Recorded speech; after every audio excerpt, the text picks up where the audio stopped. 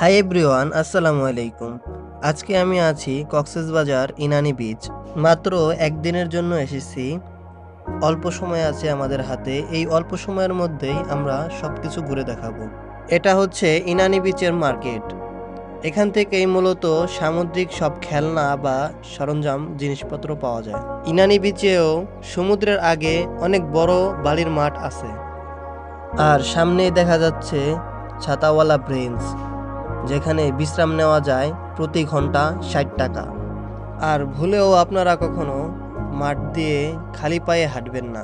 মাঠটি কিন্তু অনেক বড়। চাইলে আপনারা এখানে খেলাধুলাও করতে পারবেন, কিন্তু ভুলেও জুতা খোলা যাবে না। বারে বারে আমি জুতা খোলার কথা কেন বলছি জানেন?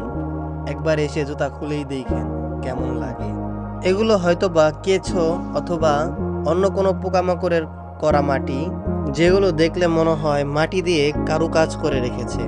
আসলে এই সব দৃশ্য ক্যামেরায় দেখলে আপনারা ততটা বুঝতে পারবেন না, যতটা না আপনারা নিজের চোখ দিয়ে দেখলে বুঝতে পারবেন।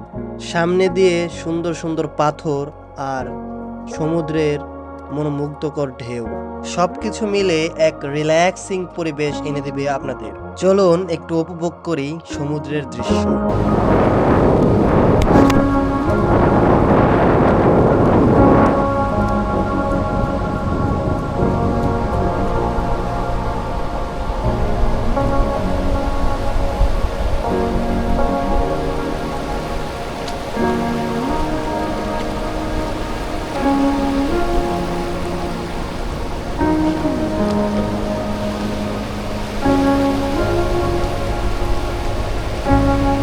যখন ঢেউ এসে পাথরগুলোতে বাড়ি দেয়, তখন আশেপাশে সবগুলো সাদা সাদা ফেনা হয়ে যায়।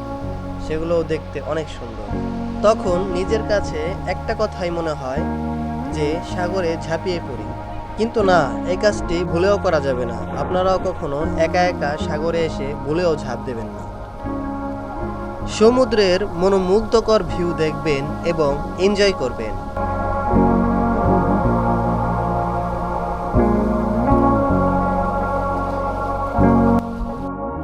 সমুদ্রে হালকা ঢেউ থাকলে মনে হয় পাথরগুলো ভাসছে।